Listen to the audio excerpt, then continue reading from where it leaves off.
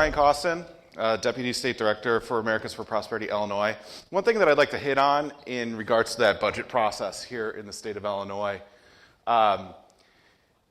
legislators, the average legislator, does not get really much input into that process. It gets crammed down the throats of legislators in the last few days of session. They barely have enough time to print it out and start thumbing through it before the legislators are asked to vote on it. So it's a top-down approach where the legislative leaders and some of the committee leaders are crafting that budget. And literally, there's like almost no chance that the taxpayers can do anything meaningful. Once that budget's proposed, it usually comes on something like May 28th, and it's passed by May 31st. There's very little that you guys can do about that before that vote happens. The process is broken. I'll give you an example. A few years ago, we noticed that there was a very interesting provision slipped into the budget in the 11th hour, and no one knew who had put it there. It was a $6.5 billion corporate welfare program that would span over about the next 25 to 30 years for the city of Chicago for a project called One Central. I don't know if anyone's heard of it, but you've probably heard of Soldier Field, which is right next door. And it would be a project to build decking over the rail yard that's right next to Soldier Field, and then build skyscrapers on top of it.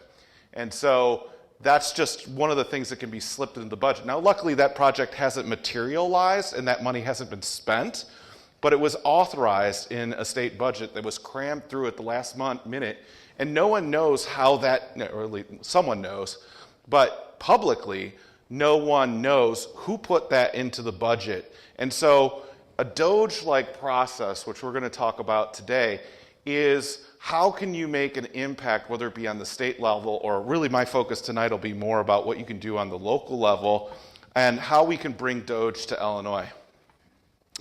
So some things that we're going to be going over, we could skip this slide actually. DOGE, so it's the Department of Government Efficiency. I'm going to give a little high-level viewpoint about what is DOGE on the federal level, and then get into how you guys can use this concept to make impactful change on the local level. So January 20th was the first presidential Trump executive order, and this executive order establishes the Department of Government Efficiency and to implement the president's DOGE agenda by modernizing federal technology and software to maximize government efficiency and productivity. What he did was pretty unique. So it's not like a whole new agency, basically repurposed the United States Digital Service, which was an Obama-era creation, which was actually a pretty novel way of going about it. Next sentence. So it's not just one executive order. In fact, there's 8 executive orders, all related to DOGE. So the first one I kind of already mentioned, but the second executive order is more about hiring freezes and trying to shrink the federal government workforce. One of the things that's really amazing is that as part of the original DOGE executive order, President Trump mandated that each agency head have a team of at least 4 people to do the DOGE exercise within each federal agency. So this is a mandate that or a directive out to each of those agency heads. And so we've seen a lot about shrinking the federal workforce. Part of that is through DOGE. But it also goes beyond like just traditional spending. Regulations. I don't know, has everyone heard of the REINS Act? So REINS Act is in different states is this process in which we're trying to modernize, and I say we because Americans for Prosperity has been working on this in many different states across the country, is to modernize the regulation writing process. So basically you have an unelected bureaucracy that is writing the laws in many cases without legislative authority or inappropriate legislative authority, where they've basically taken away the legislative process which you guys elect people to be a part of, and they give it to people behind closed doors without transparency. So this is another thing that DOGE is focused on. Another executive order on February 26th, written justifications for every contract, grant, loan, or non-essential trim. Doge audits the spend. So things are tightening up. There's been a lot of talk about removing credit cards. Like there's been, I think, something like 500,000 credit cards that have been canceled as a part of the Doge process. These are things that people could have made purchases on. There was really a lack of control over it. So in some agencies, there was more credit cards than there was employees. What's going on there? So next page. So to build a unified deregulatory agenda in consultation with Doge. So this is another part of that kind of like REINS Act type of thing, but they're going to be going through all of the different regulations that have been accumulating for years and years and decades, and going through it and saying, was there a legislative authority to implement this regulation? And if there wasn't, should we eliminate it? And going through that process. And so this is not something that necessarily you'll see in your tax bill, but it might be something that there's overly burdensome regulations that have been placed on small business owners across America in many different industries. And by taking away these regulations, it's going to free them up to create wealth, to create prosperity for the people of America instead of having to deal with regulations that weren't actually created by Congress. There's a number of zero-based budgeting, sunsetting old rules, a 5-year capital plan, so they're actually starting to go into the military. That's just this month. And going into streamlined foreign military sales paperwork. So like another one of the things that I say that they're really emphasizing is transparency.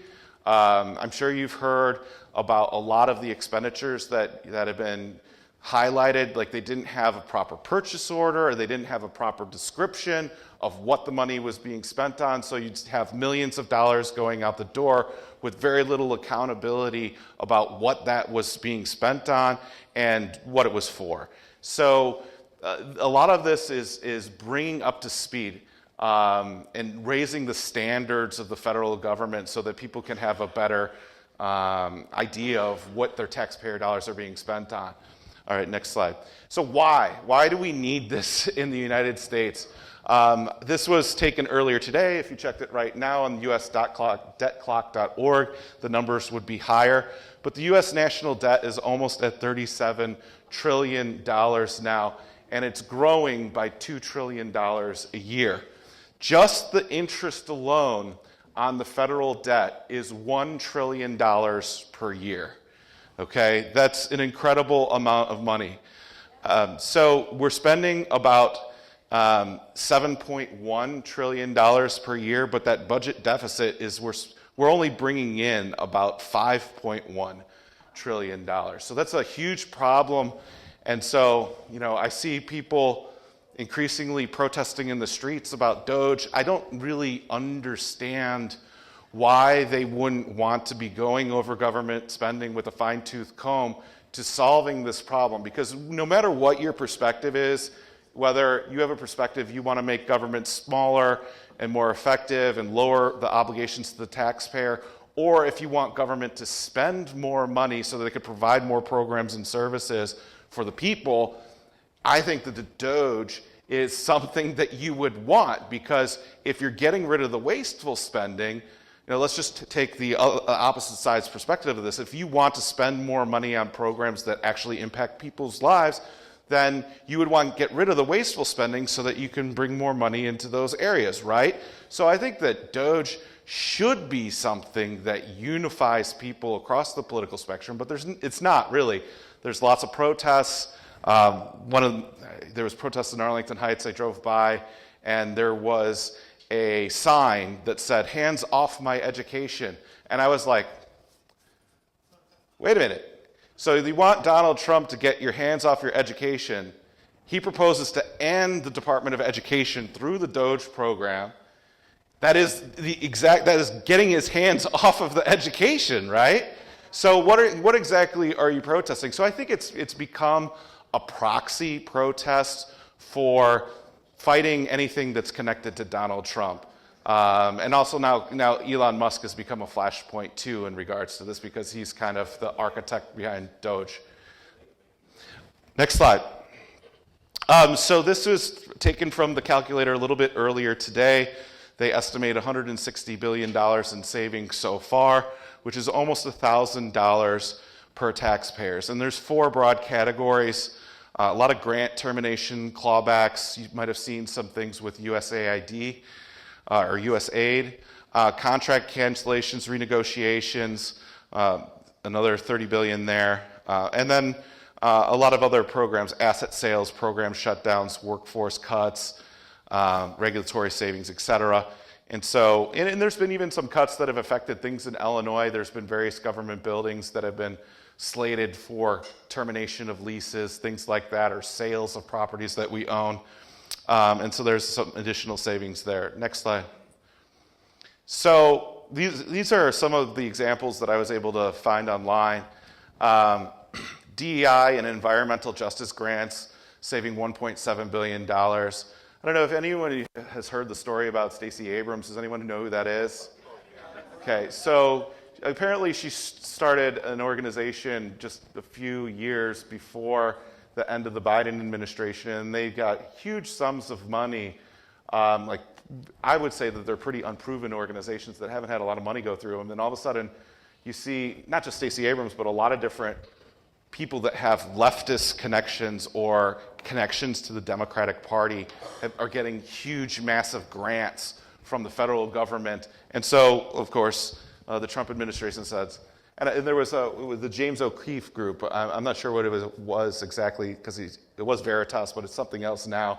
But O'Keefe Media, they did an undercover sting, and they found someone from the EPA, and they basically said, we're trying to throw gold bars off of the Titanic before the next administration comes in, and it's basically funding all of these progressive leftist causes, which is, basically going back into politics and trying to get them reelected into office. So a lot of USAID program contracts were terminated. A lot of it was overseas.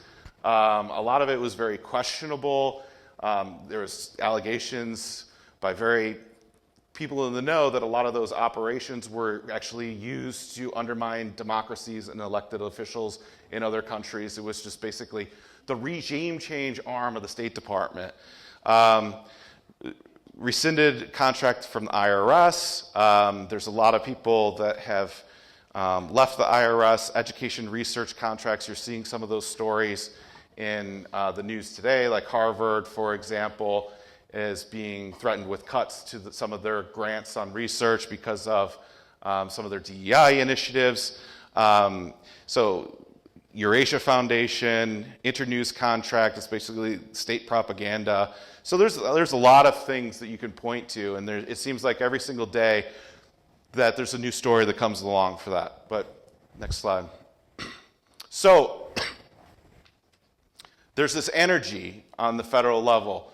One of the things, the little story that I wanted to tell is I know some people here who know me know that I haven't been the biggest fan of Donald Trump, but I have been super impressed with what Donald Trump has done in regards to Doge. And I'll just give one example. He did a press conference. It wasn't the first press conference that he did on Doge, but it was another press conference that he did in the Oval Office. And he had this sheet of paper with line items of all of these different things which were identified by Doge. And he was reading it and was like, this is wasteful spending, this is wasteful spending, this is wasteful spending.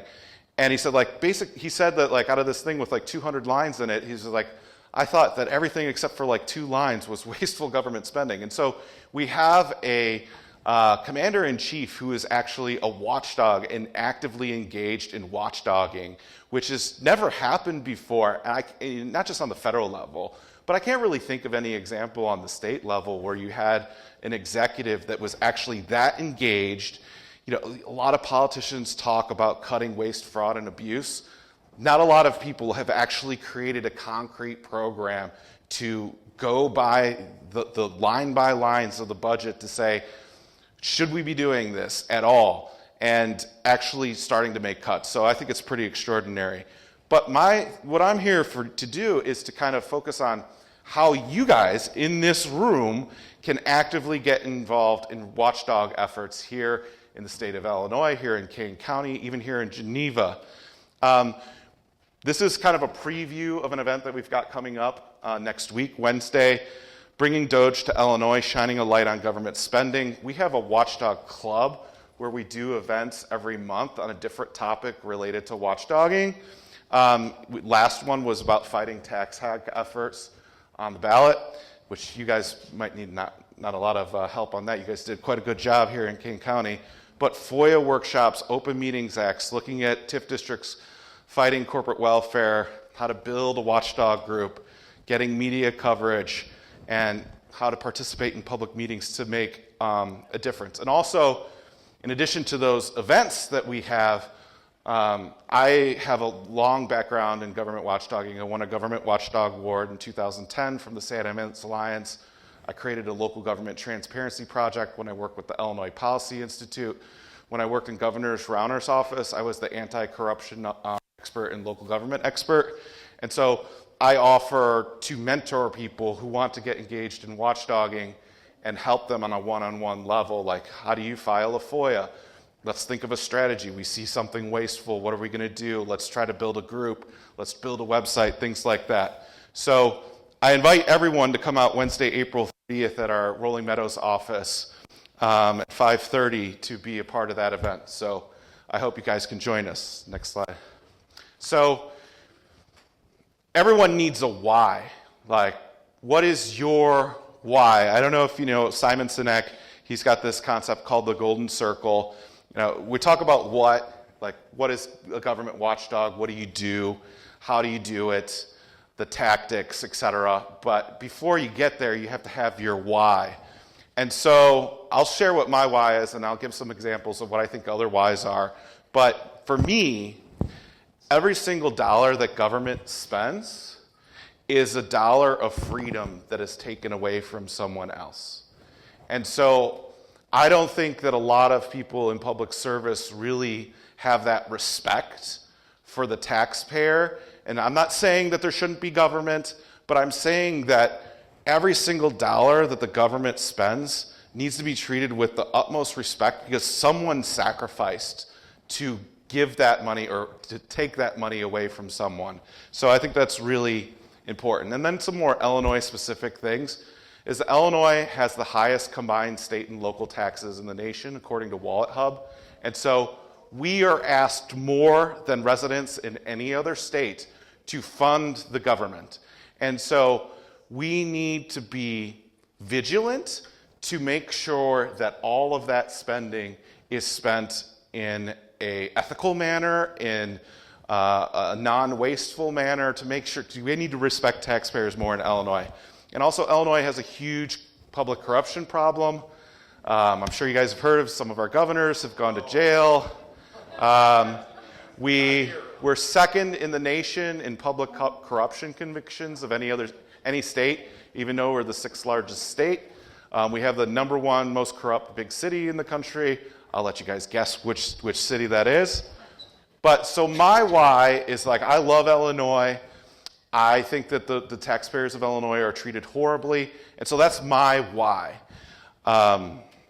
Next slide. But I'm just going to put this, I'm not going to mention every single one on here, but you should find what your why is too. It could be to protect the taxpayers like me, to promote transparency. I think that that's hugely important.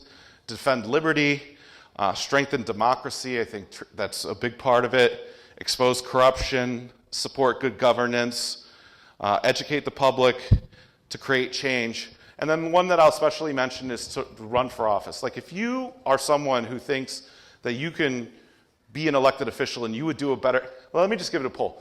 Who here thinks that they could do a better job of running their local government than the politicians in charge? Let me just see. Almost everyone's hands went up. Maybe the rest of you are those elected officials. And so you could also, this is another important point. In my experience with government watchdogging, people in government are some of the best people, best positioned to make change as well. When I won that award in Schaumburg for being a government watchdog, I had an anonymous tipster who was constantly feeding me things about what was going on. Here's wasteful spending. Here's a baseball stadium where the owner isn't making payments to the city, but they're making donations to the mayor. Here's a water tower that doesn't actually have any water in it, things like that. And so, there are really good government employees and government officials that can make change, and we need to support them. Here's the traits of a good government watchdog. You do not have to have all of these. You can have one or a few, but be honest. Being a watchdog is about revealing the truth, and so that's something, watchdogging can be uncomfortable at times. You're challenging people and how they are running a government, and so you might get things wrong sometimes, but as long as you're honest in your pursuit of the truth and correct your wrongs, that's good. You're courageous, willing to speak out and stand alone. You're ethical. You're curious. This is really important. So I don't know if a lot of people have this or if I'm just really weird. I have what I call a spidey sense for wasteful government spending. So when I do this now all the time, when I see a bus going by, a public bus, I always look inside to see if there's anyone on the bus. And in the suburbs, almost all of the time, there's either no people on it or maybe one person on it, and it drives me nuts. When I see government doing things that other businesses can do, like a convention center or hotel, I always questions like, well, if they're competing with that hotel across the street, why do they get exemption on property taxes? Why are they getting taxpayer dollars? And so developing your spidey sense is from being curious. I also think it really helps to have a principled view of government.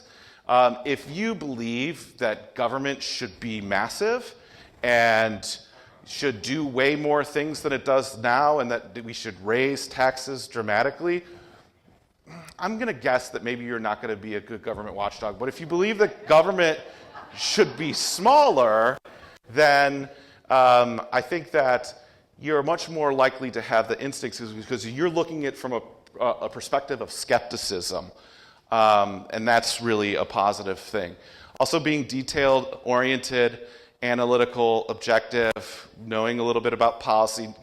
As you get experience, you'll know about laws or other cases of wasteful government spending. You can use that to your benefit. Being patient, sometimes going through the process of doing a FOIA request, and you have a stubborn government who doesn't want to give up information, it can take months or in some cases years to get it. Being tactical, understanding what has the most amount of impact and value, what can gather attention from the news, to be prepared. I'll give another story, which is kind of a tease of something I'll be talking about in a little bit, is one time, it's a treasurer's report. I'll tell you guys what that is in a minute, but it has details about what people earn in salary and put it into different brackets. So in Schaumburg, I had noticed, and I was tracking it for years, like how many people made more than $100,000. And so I've done my research, I've been prepared, and it grew from like 30 to 120 in just a couple years of people making over $100,000. I went to a board meeting, public comment sections, like, why is there so many more people making more than $100,000 than 2 years ago? And the board had no idea that this was even going on, and so it was kind of a gotcha moment, but it also forced a conversation about the issue. And to be collaborative, the more that you can join forces with other people that might file FOIA requests or be supportive, maybe they have different experiences, maybe they have journalism as a skill, or they have graphic design background, really just adding all those skills together. So where to start? If there's one thing that I would say, something that you could do today, and I'm going to go through an exercise that I went through today. There's something called the annual treasurer's reports. And what this document has is basically there's state law for the different types of local government, but they all have something kind of related to it. For school districts, it's usually called Statement of Affairs, so it's a little bit different. But what it does is it tells you like how much money is coming in, how much going out, who are the vendors, who are the employees, and it gives you an intro to what is the government spending for this unit of local government. And so let's go to the next slide. So earlier today, I went to the Geneva, Illinois website, and they have the treasurer's report here. They have it for many years, so you can go back as far as you want, all the way to 2013. And so I clicked on the top one, and we'll go through it a little bit. This is something that you could probably do with any local government in the state of Illinois. If it's not online, then you could do a FOIA request for it. So I know this is really small, but this is just like a general one-page summary of all the revenues and expenditures of a local government. And so you can look at this and see, like, enterprise funds. That's one thing that I always like to look at. It's like, should you be engaged in enterprise? Sometimes it's legitimate, like Geneva has apparently the power generation that they serve to the people of Geneva, and so that's kind of a legitimate public use. But in other instances, it could be a convention center or a hotel or a baseball stadium, things like that probably don't have a good government purpose. And so I know it's really small, that we'll share the presentation with you so you can get it in a little bit more detail, but it has the revenues and the expenses. So that's the summary you'll see there. Next page. Now, it'll give you revenues by source too. So you'll be like, I feel like taxes are going up. Where are the main sources of revenue for these local governments? And so electrical sales is the biggest part in there. So that's something unique for Geneva. Fines and forfeits. So, if you have a really big number here, it'd be like, maybe they have red light cameras or something like that. And they're generating a lot of revenue from citizens, and that might be something that can trigger an investigation. I did that in Schaumburg once. They collected over $1 million in fines in one intersection in 36 days. It was doing stuff like this was how I was able to find that out, doing FOIA requests. And we were able to get that red light camera shut down. One of the only red light cameras in the state of Illinois that has ever been shut down by citizen action. Hotel taxes, investment income, non-home rule sales taxes, property taxes. And so you just get a sense of where's the money coming in. Has anyone here ever heard of Rita Crundwell? Yeah. Probably half a dozen of you. So Rita Crundwell was the comptroller of the city of Dixon.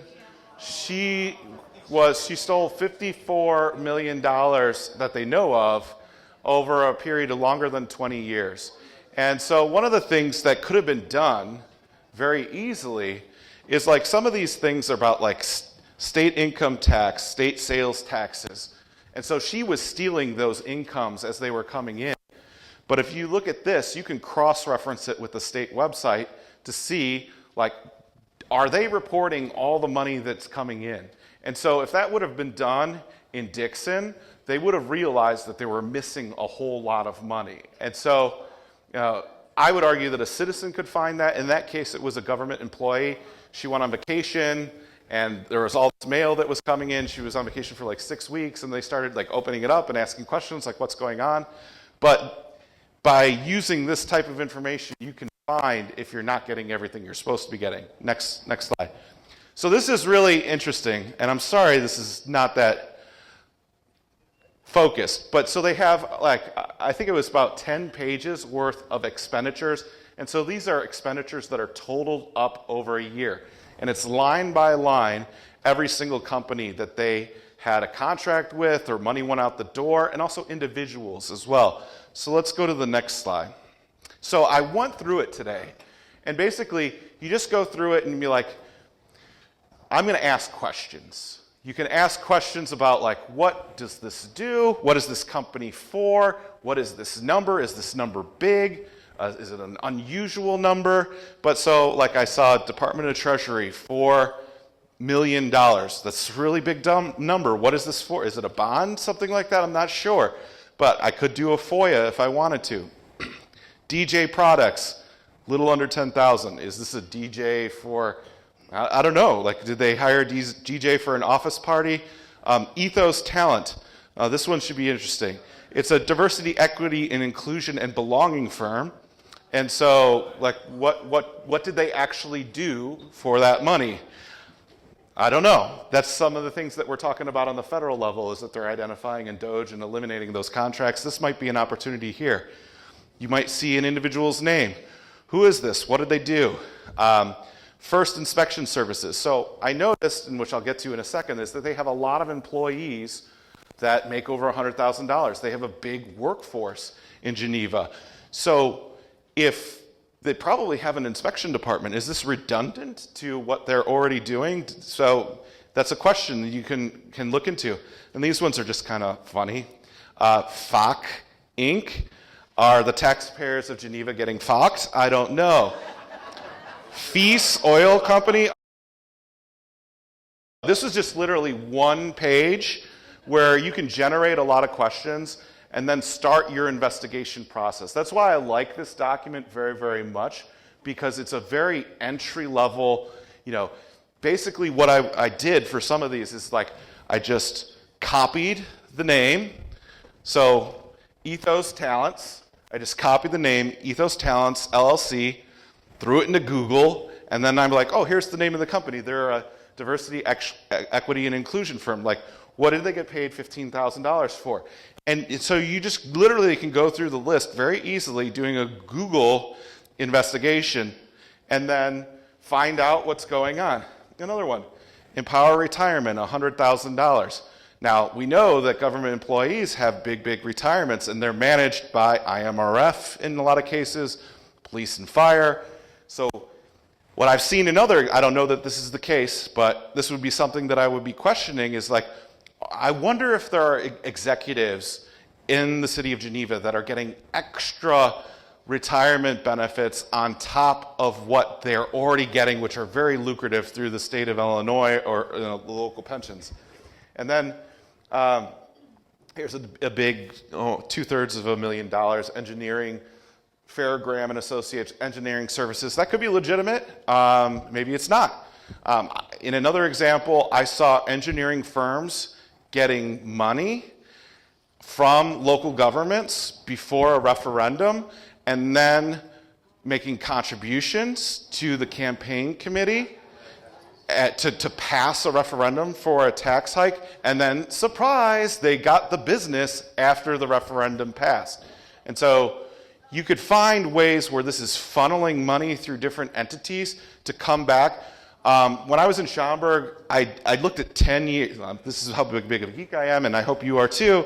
I went through 10 years of treasurer's reports, and I cross-referenced it to the mayor's campaign donors. And I found that there was lots of the mayor's campaign donors that were getting money. In fact, they got more than $300 million worth of taxpayer money in the village of Schaumburg. It was really incredible. So there's a lot of different things, but basically be curious and think about, just looking at where's our money going? And you can have one person do this or a few people do this to kind of just start going through the fine-tooth comb. And then you can get more advanced, start doing FOIA requests, finding out what specifically these things are for. But this is a very good basic first step, is going through that. Again, it's called treasurer's reports, statement of affairs. There's a couple of other names that are used, but a lot of times they're required by law to put these together. Some cases they have to publish them in the paper. In other cases they might put them online. But it's a great way to get started being a watchdog. So this is also in the same document. So this is already a treasure trove of information here. They have the salaries of all the employees. Now, one thing that I found interesting about Geneva is that they didn't include the person's first name in regards to their salary, so that was interesting. They didn't break it out either. That's sometimes with like school districts, you can see the breakout, and some local governments have a breakout. Like, one of the things that I look for is like how much overtime is people making. You hear examples in like LA and New York and Chicago where someone's like doubling their salary because they're working overtime, and then you might find out like, oh, they actually have another job and they have and so it's a good place to look. But look how many people, and it's hard to see, but starting here and then all through here and all through here, these are all people in the city of Geneva that are making over $100,000. So a lot of times people put in their mind that public servants are very lowly paid. And then they make that argument when it comes time to do collective bargaining negotiations, and it's the number one expense area for local governments. And so this is kind of an insight to that process where you can start saying, wait a minute, you're talking about a 5% raise, a 6% raise. You have 40 people here that are already making over $100,000. The average income of someone in this community is only $60,000. Like, does that make sense? And so what you're trying to do is to build a case over time for making sure that the government is spending money efficiently. And so this is a great thing on that Treasurer's report or statement of affairs that you can look at. So ways to get involved. One thing that you don't need permission from anyone to get involved. It is your... You don't have to wait for me for an invitation or someone else for an invitation. Governments, a lot of times they're secretive. You have a right to this information. You have a right to a lot more information. You are doing a great positive duty for your community if you decide, you know what, I'm just going to look underneath the hood for a little bit, and I feel like my taxes are really high. I just want to make sure that my local government is doing the right thing. They're spending money wisely, especially when they're asking for tax increases. Quick sidebar. Every local government just started April 1st. They can start putting ordinances up to raise the grocery tax in your local community. So that might be a next avenue of fight. Ask your local officials if they're planning on raising the grocery tax or if they'd be willing to put it on the ballot for voters. But the time is now to really, I think there's a unique moment that's happening in the United States that's kind of born by leadership change, but it's also born by the fact that we are really struggling as a nation. We're really struggling as a state in regards to overspending. We're spending far beyond our means, and it has catastrophic impacts on the people of the state of Illinois and the people of the United States of America. And I think that all the way down to the local level, and I would recommend starting on the local level and maybe working your way up. Jeannie obviously is a former state elected official, so she's a little bit more advanced. But literally, I think that everyone in this room, if you could sit through this 30-minute presentation, and I saw some of you taking pictures, some of you guys writing notes, that you can be a government watchdog. Just take a look underneath the hood of your local government. Look at the Treasurer's report. Look at the statement of affairs. Maybe show up to a meeting or two. Get your feet wet, and I think you'll find it to be a pretty rewarding process once you get engaged in it and you can result in positive change for your community. Again, I wanted to mention, this is kind of a preview of a longer presentation where we'll give you more tools and tips on how to be a government watchdog next Wednesday at our office in Rolling Meadows. I hope you guys can join us. It's going to be a 2-hour event. It'll be about an hour and a half of a presentation. So thank you for allowing me to talk about DOGE and being a government watchdog today. I don't know if anyone is thinking about doing this, but I do highly recommend it. And the one thing, if you're nervous about it or not sure where to start, one of the things that we have is the one-on-one mentorship program for people who are beginning to be engaged in being a government watchdog. So please, I'll try to make it as easy as possible for you guys to get involved. But I think that we can make a difference. And I think that this is like big picture. Why do we want people to be engaged in being a government watchdog? Why do we have this government watchdog series? Is that I think it's the very foundation of a political movement to change the state of Illinois and to change the United States of America to being a more effective and responsible governments that have lower burdens on the taxpayers. And this is kind of the grassroots where it really gets started. And so I really encourage you again, I think this is an opportunity. We shouldn't always just think about Election Day as a way to make change. This is a way for you to participate the rest of the year, the rest of the 2-year cycle, and really make an impact on the local level and start developing that movement that's going to help deliver even bigger dividends down the road. So thank you so much. Now I'm going to open it up for questions for people.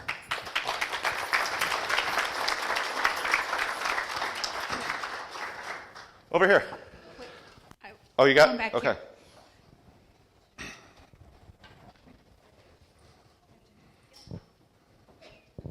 Hi. There's something that I wanted to add to where you were talking about looking up the different businesses and stuff. Is I've gone to the Illinois Secretary of State website where the businesses are registered, and it's kind of fun to see the chain of businesses that they're owned by and run by.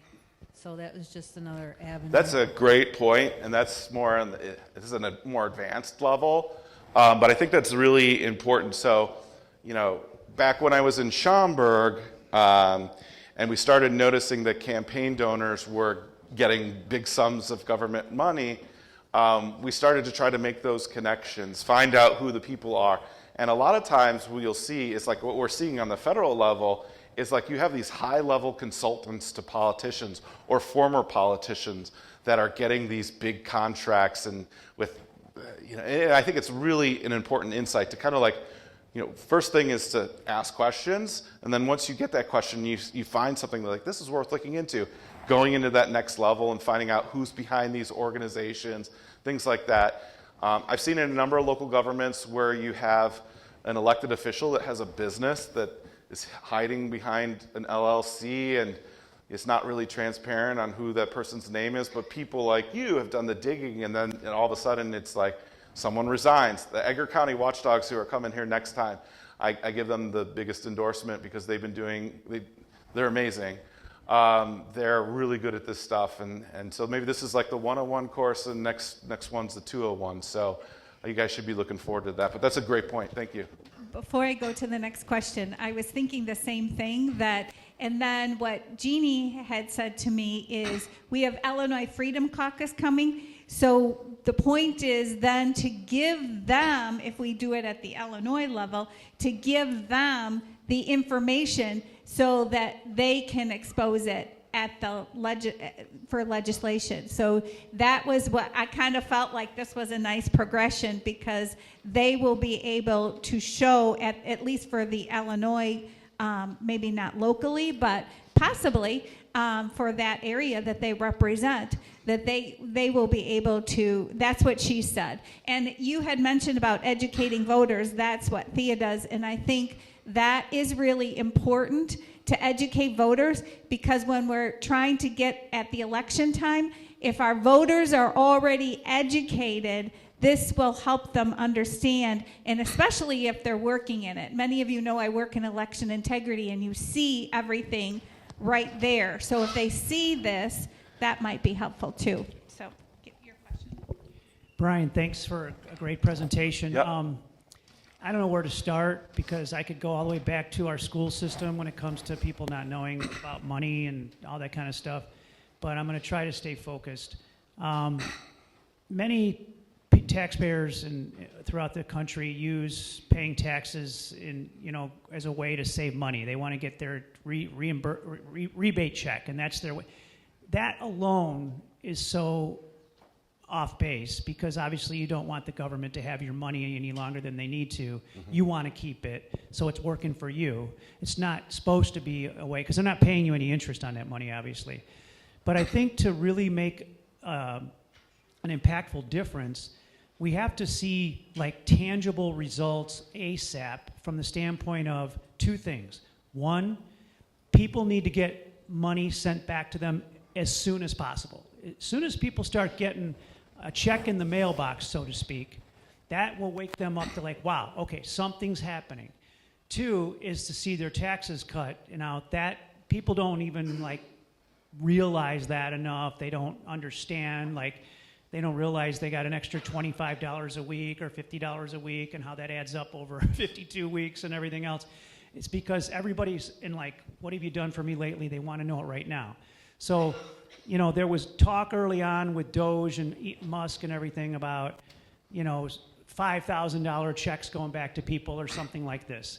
I don't know, it doesn't even have to be that much, but the sooner that can happen, the more people are going to get involved and pay attention to things, because you're right. It's real simple to see this stuff if you take the time to go look for it. But 99% of people won't take the time to do it because they're too busy raising families and trying to stay healthy and trying to get a little sleep and whatever. I mean, there's just not enough people engaged, and the only way to get them engaged is to get them to have some money in their pocket ASAP. Mm-hmm. So how do we do that as part of the plan? Yeah. To you can uncover all this stuff. Yeah. It's great, but we can't wait long to get money in people's pocket. Yeah. That's what talks. So the Doge dividend is basically what you're talking about. And so there has been talk about, there's multiple things going on in my head right now, but it's like, how do you get people how do you have Doge make a psychological impact on people that the work that Doge is doing is important? And one of the things that was talked about is a Doge dividend. Now, we do have a $2 trillion deficit, and even in the rosiest scenario, Doge is not going to find $2 trillion worth of spending cuts. So you could take every single dollar of savings and throw it into trying to reduce the national debt. But I think that there's a good argument that that having a physical check, so they talked about on that one calculator I showed you that the average savings per taxpayer was about $1,000, and so maybe I don't know if that was per taxpayer or per family. And so can you get maybe 20% or 25% of it or 30% of it in a immediate dividend where there's money going back to people so that they have a psychological connection to the activities that are going on. You might not see as many people out there protesting if they can actually physically feel what are the benefits of going through this exercise of being a government watchdog and eliminating wasteful spending, fraud, and abuse. So I think it's a great point. I think I'm leaning towards that we should do that as part of the Doge program, so that people can really, because I think what's going on right now is really unique. It feels like a once-in-a-lifetime opportunity, and I hope that we don't. It's not like something that ends in 6. Yes, exactly. Thank you for your presentation. We had someone here months ago explaining that when the country was founded, the politicians, the people that ran the country, worked for us. That has been flipped completely upside down. The media and people watching television and listening to the brainwashing that's been going on for decades has created a large group of people that, one, don't get involved, they don't vote, they don't educate themselves, and they're relinquishing everything over to the politicians. The politicians know very well, as the large corporations do it also, that sponsor these news broadcasts, misinformation, whatever it is, that people listen to in the morning, in the afternoon, in the evening, and get their brains washed out every day. Fortunately, I got rid of my television 11 years ago. But it seems to me that it's great to have watchdogs, but if we don't have people voting, and if we don't somehow get the message out, and it is truly at the ground level to flip this back upside down so that the politicians are told, however it happens, boycotting corporations until they realize that they work for us. We don't work for them. Nothing is going to change. And it's great to have watchdogs, but so few people are involved in the process. So I'm just curious what your take is on that. Seems to me the system has literally flipped upside down, and we are being driven. It's interesting you said flipped upside down, because I think that things have flipped upside down in many regards that has led to disruption of the status quo. So, mainstream media versus independent media or alternative media. I think you see the election nationally, it flipped. Who is the most important people? Who are the most important? There's so much distrust of the mainstream media and a lot more trust for people who speak for 3 hours and just is stream of consciousness and has a real conversation rather than prepackaged bits of 30 seconds that are, same in 50 different cities all at once. So I think that you had a very pessimistic view about like how things are going on, and sometimes I have the same pessimistic view as well. Pessimistic or realistic?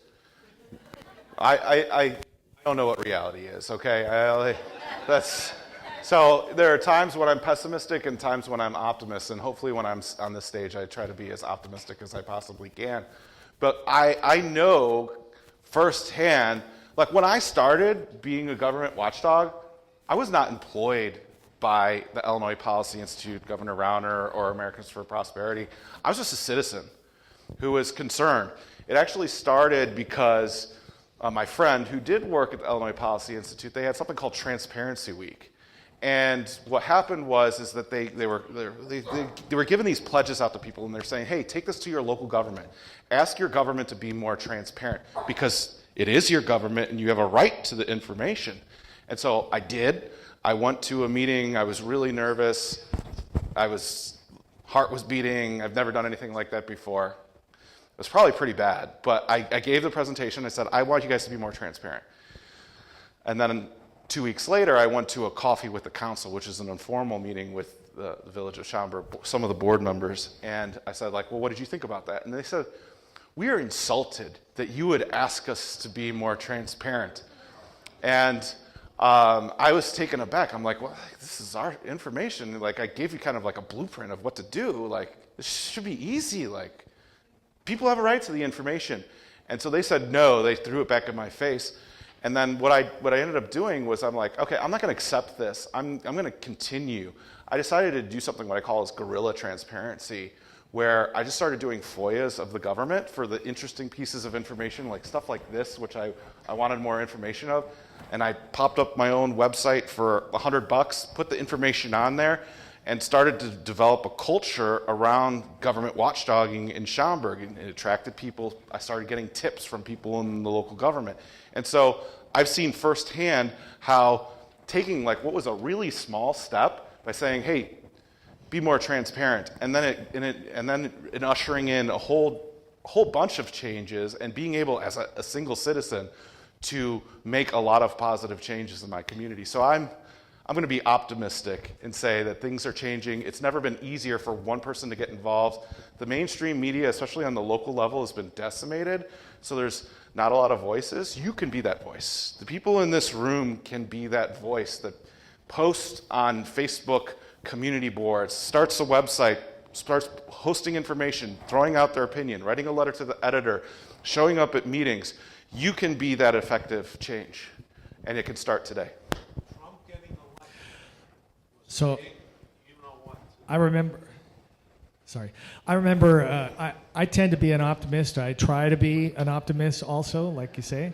And I know $2 trillion deficit and $36 trillion in debt seems like a whole lot. But I remember back in Reagan's time, everybody was complaining about the exorbitant deficits back then.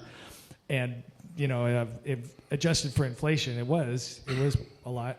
But I remember in 1994, Gingrich ran the Contract with America. Thank you. Contract with America, and we actually, after that, we ran some surpluses. I don't really want the government to actually make a profit off of us, but it is possible. I just think about that, and I think it is possible to reverse the spending and or revenue equation, and start bringing some of this debt down. So I just remember that. I take lessons from history, and that's one big lesson that I rely on. The two administrations that had the lowest spending were the two administrations that you mentioned, Reagan and Clinton. And Clinton, I think, was kind of accidental, but it was the Republican Congress that came in that limited the spending of the Clinton. And actually, like, this is something that as people that have known me, Rand, I see some others here, one of the things that I say about the last administration, when the Republicans came in and cut off the spending, it really saved the Biden administration and our country. They were going off a runaway cliff in regards to spending and inflation. And so, controlling government spending is really about balancing the prosperity of the people and the prosperity of government and how it serves its people. And so, like, I'm hopeful that we can get our debt situation under control. I'll be a little bit of pessimistic right now, is that the new Congress really hasn't done much. In all honesty, they have an opportunity. I think it's ironic because our organization, like our number one federal priority is extending the Tax Cut and Jobs Act, which is important and good, and it did tremendous good for the economy in the state of Illinois and the United States of America. But we need to be more spending focused. And if we basically we had the budget reconciliation process going on right now, and we're basically locking in Biden era spending. And I think that's a missed opportunity. We don't see a dividend in regards to a check going out to taxpayers in regards for DOGE. We don't see a reduction in the deficit yet. And so I am concerned, but I'm hopeful that once we get the Tax Cut and Jobs Act passed and those tax cuts in place to set economic growth and stability in our economy, that then we can really start rolling up our sleeves and doing the dirty work of controlling that spending. Yes. Hi, Brian. Thank you for being here. Very impressive. And I'm here via an invitation from the Conservatives of DuPage County Facebook, and I have your picture here. And you're much more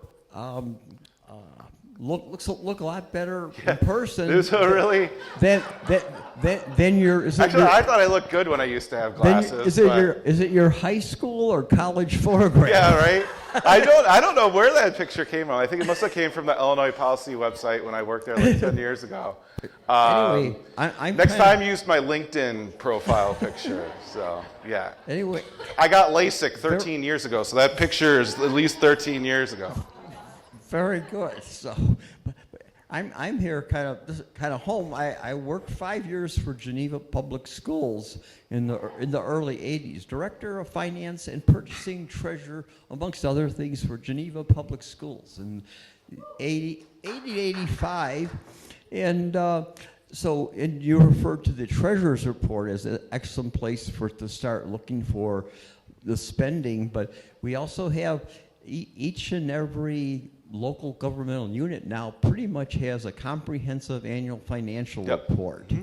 And in it, back in the statistical section of that, there's a vast source of great information, largest taxpayers, the 10-year history of revenues, where the revenues come from, so on and so forth. So I just wanted to add that, the CAFR, as an excellent source. And to say thank you, and thank you for mentioning Jeannie Ives, especially, that she's one of the very, very few trustworthy Republicans in the state of Illinois. Yeah, absolutely. And so, like, two things on the CAFR. I think that's more of an advanced level reading, because this document depends on how big of the local government is, but I think in Geneva it was like 16 pages long. The CAFR could be like 500 pages long, and so it could be a little bit more intimidating. Now, I've read a lot of CAFRs over the years, so I could scan them and know exactly what to look for, but they're more intimidating for beginners. But I think what the CAFR really does, which stands for Comprehensive Annual Financial Report, is it gives you a picture of what broadly is going on. It gives you what the trends are. How are the revenues going? How are the expenditures going? What categories of the budget are we spending more money on, less money on? And so you can get these broader trends, and then being a government watchdog is using those trends to be okay, maybe I need to investigate this a little bit more and get into the data like this. Another thing is the check registers are really good as well. You might get that in your board packets. On every time they have a board meeting, they might have a check register of each of the expenditures. So these are summarized annually. That was on this report. So the check register is more individual. And then you'll get into the individual board meetings where there's actual ordinances that they're voting on, expenditures that they're voting on. And then back to Jeannie Ives. So I talked about how I created a 10-point transparency checklist, the local transparency project, when I was at the Illinois Policy Institute. Jeannie Ives tried to take what I was doing. I got over 100 local governments across the state of Illinois to adopt most or all of that 10-point transparency checklist, which includes things like this statement of affairs and treasurer's report. But what she did, she's like, Brian, I love this project. I want to make it statewide. I want to make it mandatory for every local government to be transparent about how people are spending their money. And we tried for years to get it enacted into law, but we were blocked. But if we had more legislators like Jeannie Ives, then I think we'd be in a much better situation. And we'd be much more enabled, all of us in here, to see what's going on in local government and state government and be able to be good government watchdogs. And another thing about transparency, if the light is shining, it tends to moderate people's behavior, and they're a little bit more conservative because they know if like we're spending wildly and it's going to get out there, then there's risks. And so that risk, just that transparency, that light shining on, I think has a natural effect of tenoring some of those impulses to spend a lot of taxpayer money. Yeah. Hi, I find myself on the radical end of these conversations, and I appreciate your kind of scholarly breakdown of it all. But what I'm curious about is, are you very familiar with the tax protester movement? No. Oh no. Okay. Well, it's important because at a certain point, when we're $37 trillion in debt, Right. They've obviously kind of quit caring what we think. They're poking at us, making fun of us, and I think this is very important. But in a country where people making under $150,000 have no business paying any federal income tax, period, I was just curious if you've ever considered at which point you just stop contracting with the people who are stealing your money.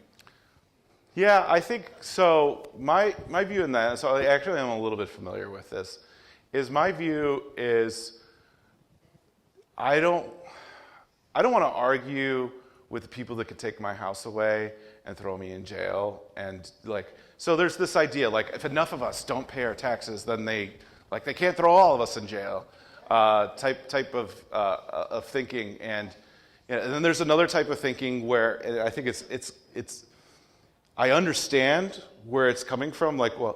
People below a certain income level shouldn't be paying taxes or something to that extent, and I can understand why. And I think I do believe that for people in poverty.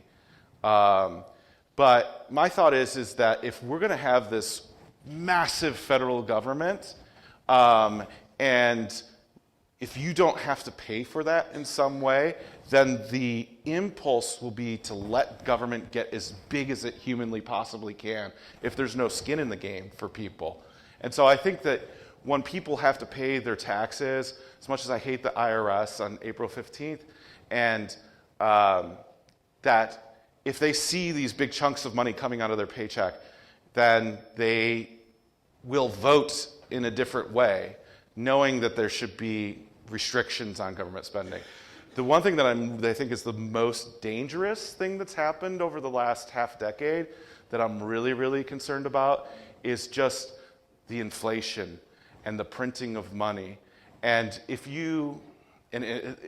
bad because it's basically a way to tax people.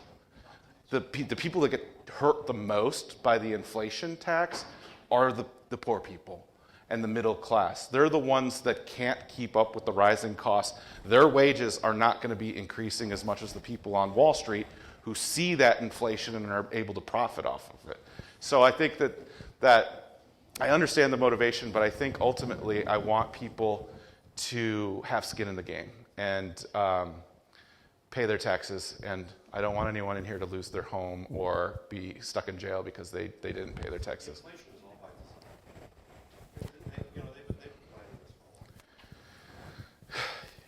That's scary. This is our question back here. One of the questions that I have is the government handouts that we've received, the $600 checks, the $1,500 and so forth. That all came out at a cost. And one of the things that came out on the radio 2 days ago, Rami Kamul was talking about all the homes that are up for tax sales now. Yeah. Because the people who got those funds, it put them into a different tax category. Now they can't afford to pay the taxes on their house, and their houses are being taken away. So that is a side of it, but was there some plan to that to be able to confiscate people's homes? And that's one of the things I think needs to be looked into. And then if we're going to be doing some of the other things here with money and refunds and so forth, if that's going to create a problem, then there's something needs to be done to prevent some of those situations. Yeah, I People's think homes should not be allowed to be taken away just Yeah. because they got a refund. or Yeah, something there's a like couple that. things on that. It's interesting you brought this up. Two things. Is one, Illinois has more tax foreclosures, specifically Cook County, than any other county in the country. And it's a real problem. And it's a problem that impacts low-income people the most. We have some and this is like property tax sales. So there are places in Illinois, we're talking about like the Harveys and the Country Club Hills, like very low income and big minority populations, where they have property tax rates that are like 5, 6, 7, 8. I've seen even 10% property tax rates in some communities. So that means if you have a home that's $100,000, which is not a super nice home, you're paying 10% a year to the government for the right to own that home. And it's something that's extraordinarily bad because there are people that are, that are trying to pay their taxes and can't, and then they're foreclosed upon, and their tax sales, and they take away. And so there's big problems there. And then there's another problem. So there's something called home equity theft, where these local governments, they do these tax sales, and let's say someone has a tax obligation of $5,000, but the house sells for $150,000 that they might own free and clear from the mortgage company. They take all of that money from $5,000 to $150,000, and they just take it. And so you're taking away people's the equity that they've built up in their homes. And there's actually a bill, which I don't think will pass this legislative session, but there's actually some Democrat legislators on it that we're working with to make sure that when there's these tax sales happen, that they're not stealing people's equity in their homes as well. Thanks, Brian. So my thought is, back to the Doge idea. For anyone who's doing or interested in doing this work, which I've been trying to already anyhow, would it be possible for AFP to put together even a loose structure for us to put the data into so that it would make it easier for us to get it out there? Meaning, whether it's just a better rate for a website, or someone here put it into this sort of structure. I don't know that AFP wants to necessarily sponsor it, because if there was wrong data on there, I wouldn't want AFP to go down with it. But I think it would be very helpful, and then it would also lead to, in the sense of community, as far as, so there's already somebody working in Kane County or whatever, then other people could join in, and we wouldn't have redundant effort in areas. Yeah, It would help with a lot of things like that. Yeah, thanks, Thank you Carolyn. again. And by the way, she's awesome. She's worked for AFP before. She's a great door knocker. She's worked from some political campaigns too. She's amazing. I hadn't really thought about that. I'd love to have some deeper conversations with you about that, maybe in like what I'm calling Watchdog Wednesdays, where we set up a block of time to kind of go through some of those issues and figure out how we might be able to be a resource for people. So sounds good. I look forward to your phone call. We got another question over here. How much time? We got one here. Green. So, we are local in Geneva, okay? So, we are being taxed out of the Kane County, okay? We need to do our part to make this correctable. Really? It's like we all have to be there to support what we need to support to keep our taxes down. And I can't say that enough, because I'm retired, okay? Lost my husband. My kids had to move with me. And it's like, we're financing the house to keep the house in Geneva. We are being taxed out of Geneva. So if everybody here in Geneva wakes up and stops this, you know, we did that with the big tax, but it's like it's beyond that. We have to stop our local township Yeah. and our local city. What's your name? My name is Kathy. Kathy. Kathy. Thank you for that. I think that's really important what she said. And so maybe I'll give you a takeaway of something that you can do today, tomorrow, in the weeks to come that could add up to tax relief for people of Geneva and people all over Kane County. So it was kind of a scam by Pritzker.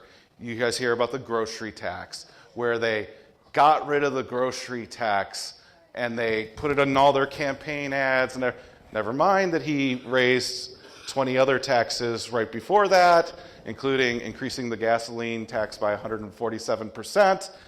Department of Transportation sidebar has said our roads have gotten worse since that tax went into place. But anyways, so basically what they did is kind of like a bait and switch. So the state was collecting that money, and basically they said, we're cutting, but they immediately turned it back to the local governments. And so what they're doing is they're now putting it on the local governments, saying, we're going to get rid of the state tax, but all of the local governments in Illinois can immediately put that tax back into place. So there's an opportunity right now to fight for eliminating the grocery tax in all these communities. It's only 1%, but hey, let's try to get a victory where we can. So what I would recommend to you, how can we tie watchdogging into this? So there's amount of revenue that local governments get from the grocery tax from the state of Illinois. Find out what that number is. You can do it through a FOIA request. They might even actually have an article or something online about it. You might be able to find it in a document like this. Find out what that dollar is amount. Then start going through the treasurer's report and seeing if you can find things that add up to that dollar amount. Because one thing that they're going to say is if you say, don't raise the grocery tax, they're going to say, well, where are we going to get the money? And so that's how you can connect the two issues together. And it's a relatively small number, so it's entirely possible that you might be able to use this Doge exercise, which I laid out today, as a way to come up with that number so that you can deliver tax relief starting next year to the people of Kane County, to the people of Geneva. So please. Tomorrow, 9 o'clock, Kane County board meeting. Go. Just go. You don't have to talk. You just show up and sit there. Listen to the finance committee. Right, Denise? Right? Yeah. Just be there in person. So we have a couple of watchdogs here already. I love it. I love it. If you show up to a board meeting and you're paying attention to this stuff, I consider you a watchdog and I applaud you. So absolutely, I think that's really important. And if you want to do a little light reading, find the treasurer's report and just start going through it and see if you can find some wasteful spending in there. I thought we had a question in the front here. Yes. Okay, sure. So you travel the state. Have you seen anyone that is looking to be a good candidate for governor that's conservative and fiscally responsible? So I have my C4 hat on right now, but I will say this, is that the one person who I wish was here to see this moment right now and what's going on with Doge on the federal level, who was a gubernatorial candidate, who I voted for, is someone by the name of Adam Andrzejewski. And he was the best, and no disrespect to the Edgar County Watchdogs because they're freaking amazing. He was the best watchdog to ever come out of the state of Illinois. And what he did with For the Good of Illinois first, and then opened the books and looking at federal spending on the federal level, it's still having a lasting impact even after his death. I would love it if we had a watchdog in chief run for governor in the state of Illinois, and I would try to get Americans for Prosperity, the PAC side, to endorse that person. Absolutely. We did have, for those of you who might remember, we did have Adam speak a couple years ago. in February, so on Open the Books. And they were just starting to come out with more information again, and we've tried to get the people in charge now to come back and speak. So he was terrific. Hi, my name is Carolyn Anderson, and I run an organization called Thoughtful Progress. We've been a grassroots watchdog group over developers, and specifically with TIFs. It's evolved into kind of a TIF watchdog organization for almost 7 years now. And I brought some of my friends here. Thank you to Janine for inviting us. But I wanted to make you aware of something that we're dealing with just locally here in Kane County. As of 2022, according to the Illinois Treasurer's report, there were 51 TIFs across 14 municipalities. There was $29.1 million removed annually in 2022 from the tax coffers of Kane County. In total, it was $257.5 million. $45.8 million was spent of that. $31.8 million was on debt finance, and $26.6 million left in accounts at the end of the year. I am sorry to say, but how many of you are even aware of TIFs? Because how many of you are from Geneva or Sugar Grove? Okay, so my friends here, Brian and June, are kind of your Geneva watchdogs, and they have been fighting a $185 million TIF that has recently been approved by Geneva. And unfortunately, I attended the Joint Review Board meeting and the TIF approval meetings, and there was hardly anybody there. And and what we saw is Mayor Burns absolutely steamrolled through the opposition. So between the $185 million TIF in Geneva and now Sugar Grove is 109 initial approval on a TIF. The two combined, which are using the same TIF administrator, who is not providing the documentation to show that they actually are eligible, those two TIFs alone are adding nearly $1 billion of taxpayer money that is going to be withheld over the next 20 years from taxpayers, all of us. And that's in addition to what is currently.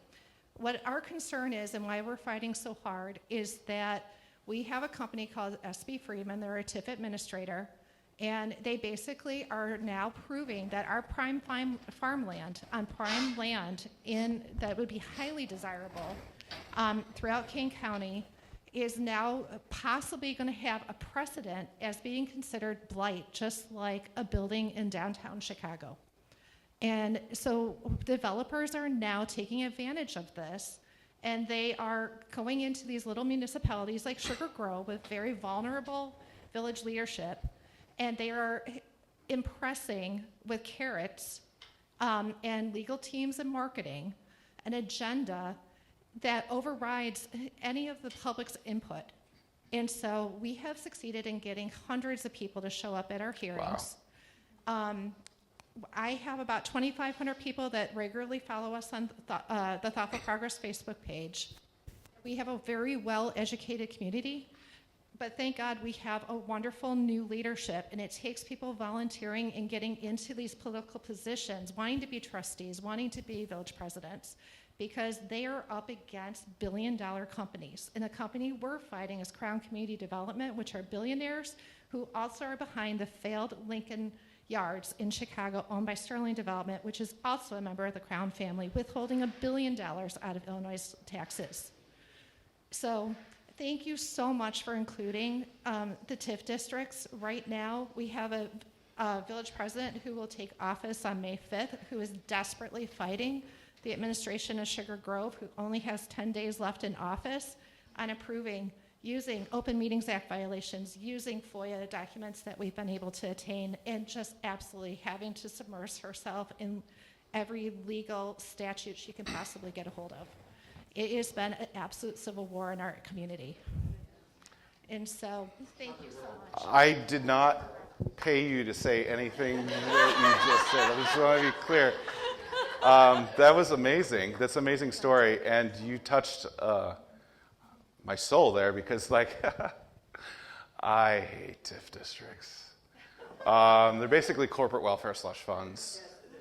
that allow corporations to not pay their full amount of property taxes and thus shift the burden to everyone else in a community. And in some ways, like there's some free market people that are like, well, it kind of like effectively lowers the taxes for those businesses and creates economic development, but the expense is everyone else has got to pay more. And so, yeah. TIF districts, I don't know if you guys know that, and we're going to have a whole watchdog meeting specifically on TIF districts, going through the process of TIF eligibility.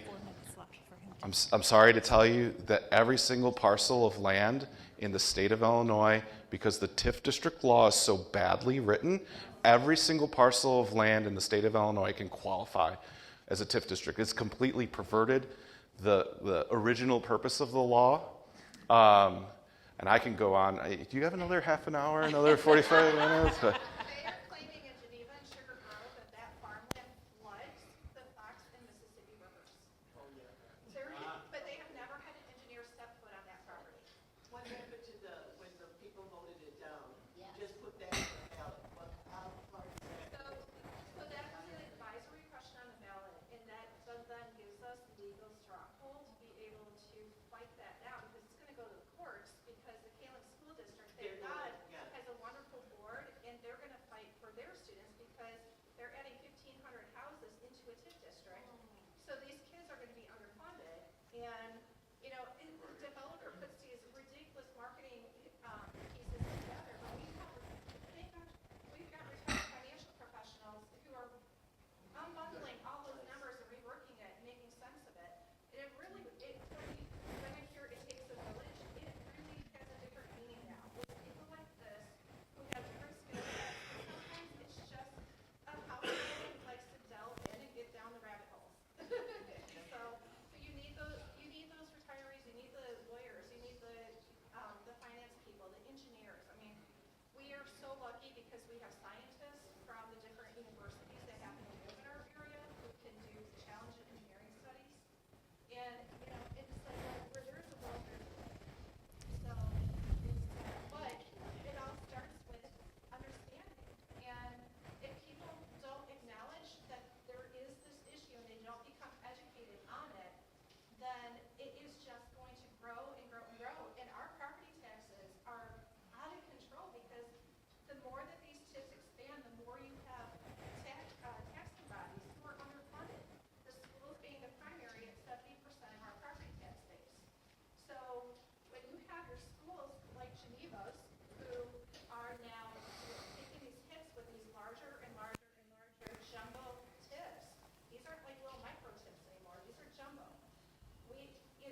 At some point here, who is going to be able to pay for all that? Yeah. Because they're putting a burden on those taxing bodies, and they're not being met. The Sugar Grove TIF is a 90-10 split, self-funded by the developer.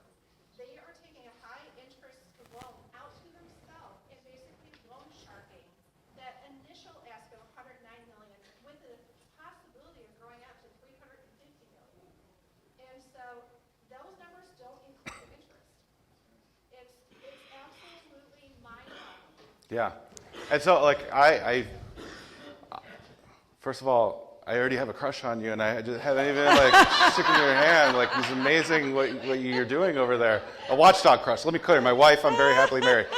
But I think it's amazing, and I think that this is one of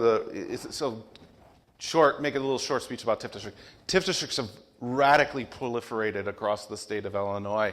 Almost every single municipality has one or multiple TIF districts. The bigger the town, the more chances that they have a TIF. But there's a number of studies that show that communities who use TIFs don't grow faster than the ones that don't. And so there's really no evidence on a macro level that TIF districts work at all. And what a lot of this is, do you think government should be a real estate developer? Do you think government should be subsidizing businesses? Do you think that government should be building infrastructure for people who normally, when you develop in the state of Illinois and pretty much everywhere, you're responsible for the infrastructure costs? And so all of these things are burdens on the taxpayers. And so I think step one, look at the treasurer's reports. TIF districts, if you have them, are a really good number two. Start going through those TIF district annual reports. Fantastic things of information on there. And it's really, if you can get a group of citizens together, like 100 people, that's amazing.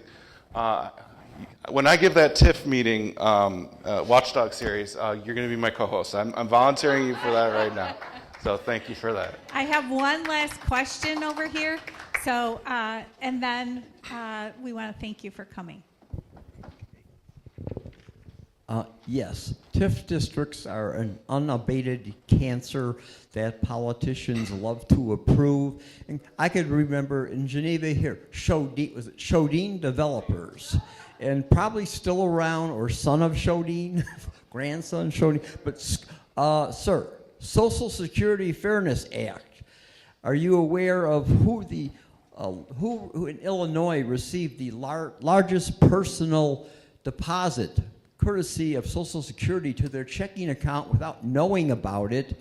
I received one for $6,000. I know people that got $30,000 that do not need the money from Social Security nor asked for it, nor did we get notice that it would even be there. And I received a minimal Social Security, and it's been jacked up, skyrocketed. And unbeknownst to me, but it's out of control what these politicians are approving. Period. I haven't heard a lot about that, but that's interesting. I'd like to get a nice check in the mail, but if I didn't know where it was coming from, I'd be pretty suspicious. Can I insert one thing in regards to what you're saying? TIFs are an avenue where we can cross the aisle. Democrats Yes. and Republicans alike are both against it. Yes. And the numbers that I've had are actually from the new mayor of Aurora, John Lash, who politically we couldn't be further apart. But this is an area where we can come together and help each other. And so please reach across that aisle. This is impacting everybody. Yeah. It's the fastest growing of property taxes in the state of Illinois. It's now about 5% of your property tax bill on average. Some places are higher, some places are lower. There are a number of bills that I've been working on. Representative Kiker has a bill. So one of the really big problems about TIF districts is that you do not vote on it before a new taxing district is created. And so, like, if a school wants to build a new school, they have to put a bond on the ballot and they have to get voter approval for it. And TIF districts, it's just like they created a thin air. They don't have to get voter approval, create a new government body. And so he has a bill that says you have to get the voter approval before you put it on the ballot. I was working with a Democratic senator who's now retired on doing like transparency and addressing like inflation, because they count, inflation happens, so they count inflation as growth in a TIF district, and it erodes the property tax base over time. And so you shouldn't get credit for inflation in a TIF district. You should be able to collect more property tax revenue because inflation exists. And so there's proposals to kind of address it that way and kind of like squeeze TIF districts a little bit, where they have to actually. Anyways, we'll have a event on that specifically. So I encourage you to go to our Facebook page. We post our events on there. You can, actually maybe it's the next page. I have my contact information. You go forward one page, please. Brian Costin, bcostin@afphq.org. There's my phone number. Feel free, especially if it's in regards to the Watchdog stuff, contact me. Maybe we can schedule a time where we can kind of Watchdog Wednesdays and discuss this in depth. But we're going to have a whole series on a lot of different things. Districts is going to be a big one. So thank you again for allowing me to speak today. I know we went long, but I think we had a lot of valuable conversation. And just please just take that first step. You don't have to do anything with it, but look at a treasurer's report or a statement of affairs. Pick a local government that maybe you don't like the politicians or you think that they're spending wildly. Just pick up a document, read through it, get educated, and then decide, well, maybe I'll file a FOIA on this. Maybe I'll start taking action. It sounds like you guys have a knowledge base in here already. So I don't know, maybe you want to create a little mini watchdog club or a committee within the organization to kind of help each other, learn from each other, and start making a bigger and bigger impact. Start Doging all of Kane County, and I think you guys can make a really big difference fighting for the taxpayers, fighting for good, honest, ethical government that is not wastefully spending money. So thank you again for your time today. Thank you, Brian, for coming out. We really appreciate it. It was excellent information. I appreciate it. Thank you so much. It was great.